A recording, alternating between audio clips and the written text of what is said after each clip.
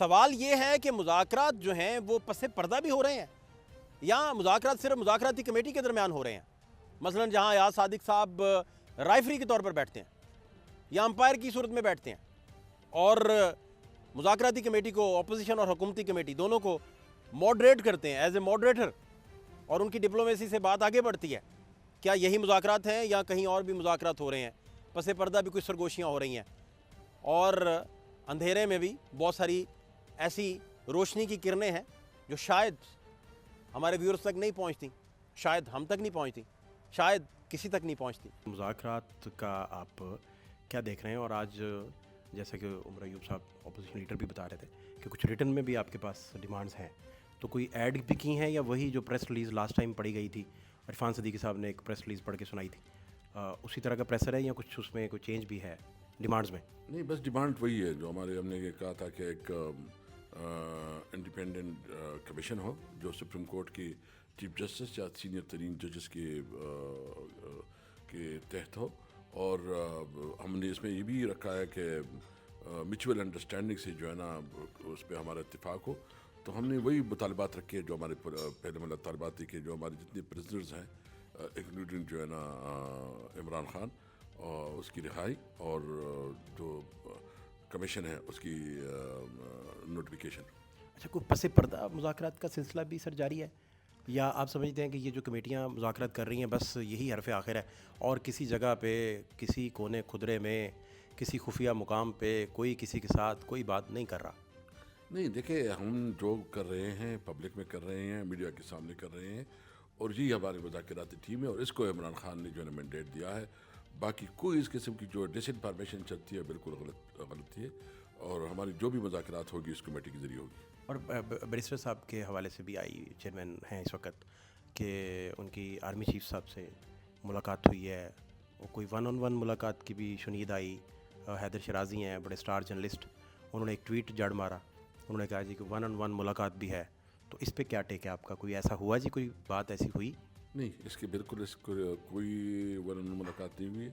ایک ملاقات ضروری ہوئی جس میں تمام پولیٹیکل لیڈرشپ تھی جو سیکیورٹی کے حوالے سے تھا، ادروائز کوئی جو ہے نا 1-on-1 ملاقات نہیں ہوئی. تو ابھی آپ کو لگتا ہے کہ یہ آپ نے کہا کہ ہماری خان سے ملاقات کروائیں، کنٹرولڈ انوائرمنٹ نہ ہو، وہ اس طرح کی بات تو نہ مانی گئی، اور دیگر بھی کچھ باتیں ہوتی ہیں تو وہ کہتے ہیں یہ مذاکراتی کمیٹی سے کریں جا کے. تو کیا ہرڈلز آپ کو فیس کرنا پڑ رہی ہیں یا آپ کو لگتا ہے کہ آہستہ آہستہ آپ کے رستے کے جتنے کانٹے ہیں اس کو سمیٹنے کا بندوبست ہو رہا ہے آہستہ آہستہ؟ دیکھیں، سب سے پہلے جو حکومت کی ذمہ داری ہوتی ہے کہ وہ معاملات آگے بڑھائے، حکومت کے اوپر زیادہ ذمہ داری آتی ہے. جو حکومت جو ہے نا، ہم تو بہت کھلے دل کے ساتھ اور سنسیئرٹی کے ساتھ بیٹھے ہیں، اور ہم چاہتے ہیں کہ کوئی طریقہ کرے کہ یہ ملک جو ہے نا اس پولیٹیکل انسرٹنٹی سے اور یہ جو سیاسی جو بہت زیادہ جو پولرائزیشن ہے اس سے نکل جائے. تو ہم اپنا رول پلے کر رہے ہیں، ہمارے لیڈر عمران خان نے بھی رول پلے کیا ہے. ابھی حکومت کی ذمہ داری ہے کہ وہ کتنا سنجیدگی سے لیتے ہیں کہ ملک کو آگے بڑھانے کے لیے پاکستان کی خاطر وہ کیا اقدامات کرتے ہیں. آپ کی عمران خان صاحب سے لاسٹ ملاقات کب ہوئی جی؟ ابھی 2 دن پہلے ملاقات ہوئی تھی. کیا بات ہوئی، جو ایسی بات جو آپ بتا بھی سکیں؟ نہیں، بس یہی ہے نا کہ اس نے کہا کہ جو ہمارے مطالبات ہیں، میں نے اس لیے کم مطالبات رکھے ہیں تاکہ حکومت کو موقع ملے کہ وہ آگے بڑھے.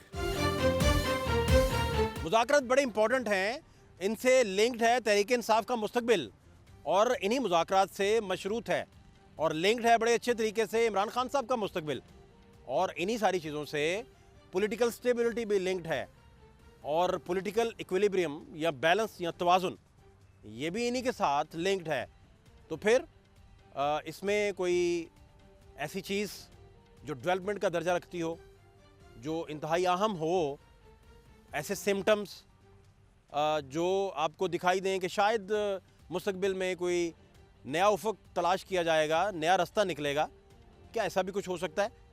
یا یہ مذاکرات چلتے رہیں گے اور اس کا کوئی نتیجہ نہیں نکلے گا اور گورنمنٹ اسی طرح چلتی رہے گی؟ رانا ثناء اللہ صاحب سے ہم نے پوچھ لیا کہ یہ ریڈ کارپٹ جو ہے یہ تو کسی نیچے سے بھی سرک سکتا ہے، تو کیا کہیں ایسا تو نہیں ہو جائے گا کہ حکومت کے نیچے سے، پاؤں کے نیچے سے ریڈ کارپٹ چھین لیا جائے، کھینچ لیا جائے؟ کیا ایسا ممکن ہے؟ کیسا رہا جی آج کا دن، کیسا رہا؟ یہ 4 بجے پریس کانفرنس کریں گے اور اس میں پھر آپ کے ساتھ بات کریں گے. کوئی اپنا آرمی چیف سے بھی ملاقاتیں ہوئی، گنڈا پور صاحب کی بھی اور برسر گور صاحب کی بھی؟ یہ تو اس پہ میں کہہ رہا ہوں کہ ریڈ کارپٹ کہیں سرک نہ جائے، पक्के पैर हैं ना आप लोगों के? कोई ऐसी बात नहीं है। हमारी ये दरख्वास्त है कि हम ये इनको रिहा किया जाए। कानून की जो वो है हुक्मरानी उसमें हम यकीन रखते हैं, और खुदा न खास्ता अगर इसमें कोई गड़बड़ हो जाए, इसमें कोई एक फरीक जो है वो अगर बड़ी हठधर्मी से काम ले, तो उससे फिर ये होगा कि फिर जो सियासी अदम इस्तेहकाम का एक सिलसिला जो पिछले 2 साल से चल रहा है वो मज़ीद उसमें शिद्दत आएगी। मुज़ाकराती कमेटियाँ इनका मुस्तकबिल क्या है? और फिर ये तो गए भी, उन्होंने कहा कंट्रोल एनवायरनमेंट में हमारी बात करवाई, ये क्या करवाते हैं, हमें ओपनली बात भी नहीं करने देते, ये क्या? देखिए, मुज़ाकरात 2 लेवल पे हो रहे हैं। एक वो मुज़ाकरात हो रहे हैं जो पसे पर्दा हो रहे हैं, और एक वो मुज़ाकरात हो रहे हैं जो अयाज सादिक जिनको लीड कर रहे हैं, जिसमें हुकूमत भी अपोजिशन भी है। लेकिन असल मुज़ाकरात वो हो रहे हैं जिसमें PTI है और इस्टेब्लिशमेंट है। वो मुज़ाकरात जब किसी नुक्ते पर या अंजाम तक पहुँचेंगे तो ये जो पॉलिटिकल कमेटी जो मुज़ाकरात कर रही है वो उनको अम्ब्रेला दे देगी।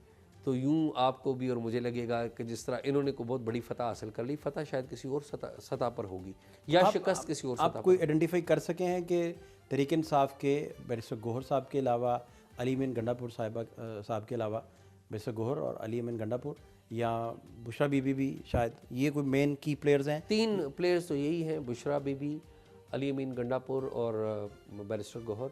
लेकिन इनके साथ जो शिबली फराज हैं, अहमद फराज साहब के बेटे, इनकलाबी शायर हैं, उनके बेटे, वो भी इस्टेब्लिशमेंट के साथ जुड़े हुए हैं। इनके और भी बहुत सारे लोग हैं। फराज तुमको ना ही मोहब्बतें कर फराज तुमको ना ही मोहब्बतें करनी।